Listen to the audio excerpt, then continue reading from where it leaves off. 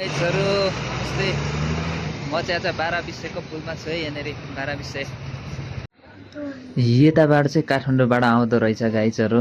यो बाटो चाहिँ यही बाटो आएको म पनि र हेर्नु होला रमाइलो रहेछ। 12 विषय पुल हो यो चाहिँ। यता चाहिँ तातो पानीबाट आउने चाइना बोर्डरबाट आउने भोटेकोसी गाइजहरु। यो चाहिँ हेर्नु होला भोटेकोसी।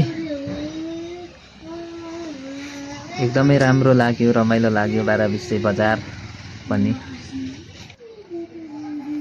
यताबाट चाहिँ अब तातो पानी जान्छ रे। यता चाहिँ तातो पानी उता चाइना बोर्डर जाने बाटो रहेछ यता चाहिँ।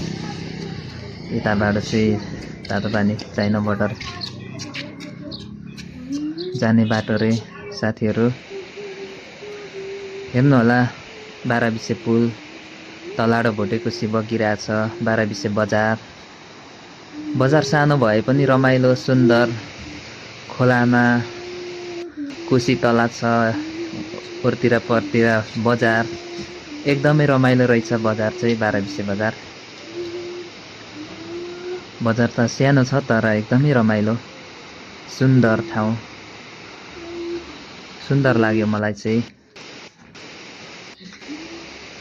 हजुरहरूलाई कस्तो लाग्यो जस्तो लाग्यो त्यस्तै कमेन्ट पनि गरिदिनु होला।